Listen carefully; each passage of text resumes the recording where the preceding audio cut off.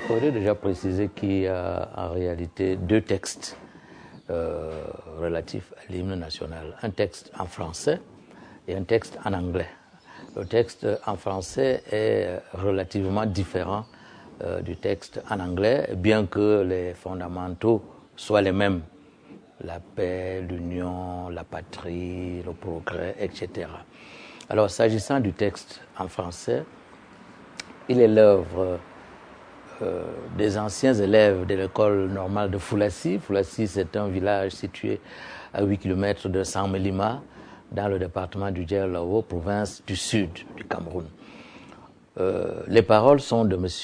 René Djam Afan, qui était élève de l'école normale supérieure de 1925 à 1928. Et la musique est de M. Samuel Mikio Bamba, qui fut également son camarade au sein du même établissement. Le texte et la musique ont été coordonnés par le directeur de l'école normale de Foulassi, M.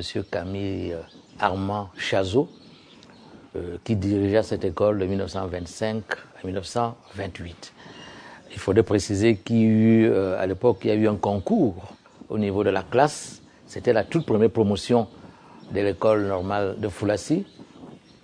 Une école normale d'essence protestante, plus précisément de l'église protestante à l'époque américaine, l'église protestante américaine, qui devint en 1957 l'église protestante camerounaise, EPC.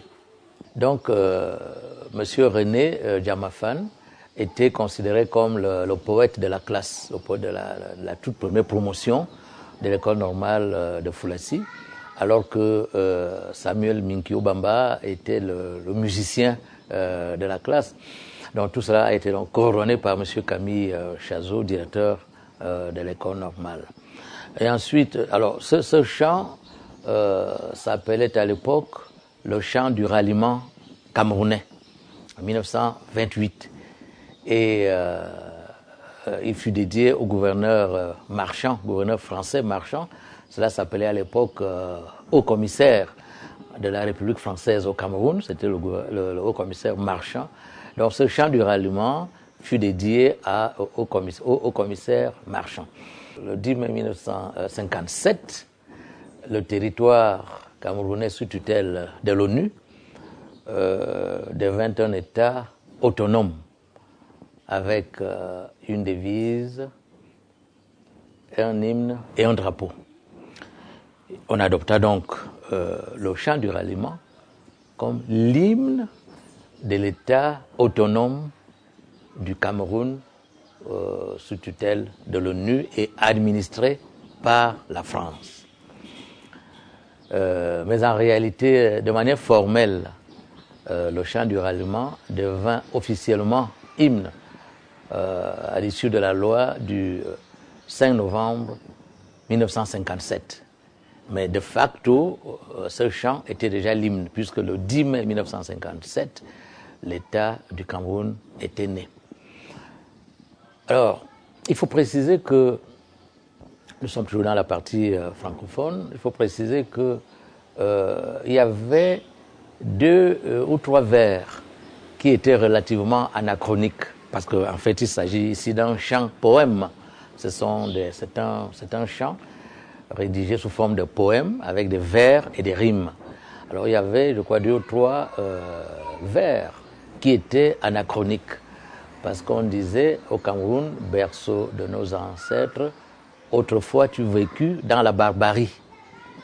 Comme un soleil, tu commences à paraître, peu à peu tu sors de ta sauvagerie.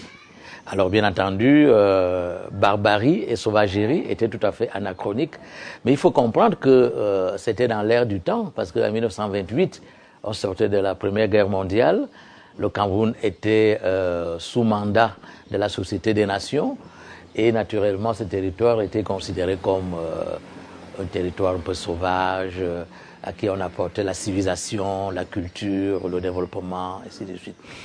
Mais 10 ans après l'indépendance, le président de la République, à l'époque Amadou Ahidjo, décide donc de modifier tout cela, d'enlever toutes les connotations ayant trait à la barbarie et à la sauvagerie.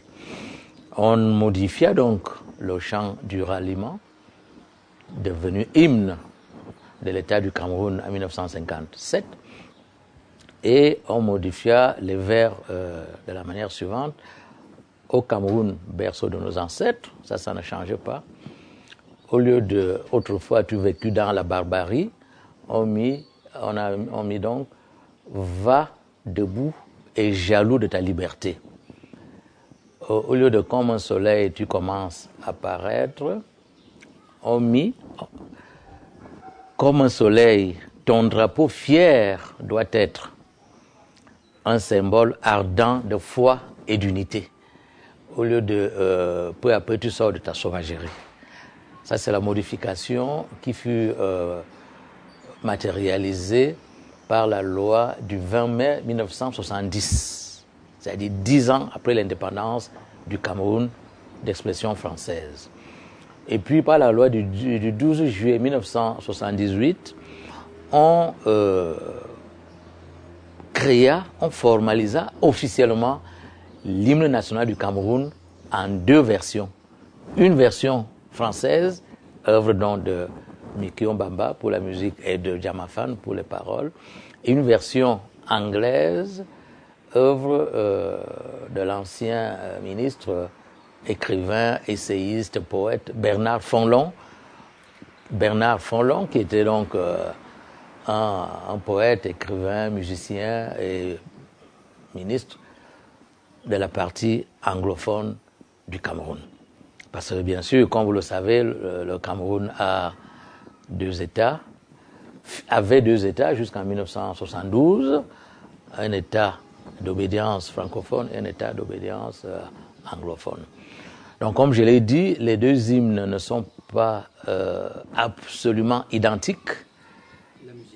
La musique est la même, mais les paroles ne le sont peut-être pas. Mais fondamentalement, nous retrouvons les mêmes mots-clés, la paix, l'unité, le progrès, la prospérité, l'union, et ainsi de suite. Voilà donc en gros l'histoire de l'hymne national du Cameroun.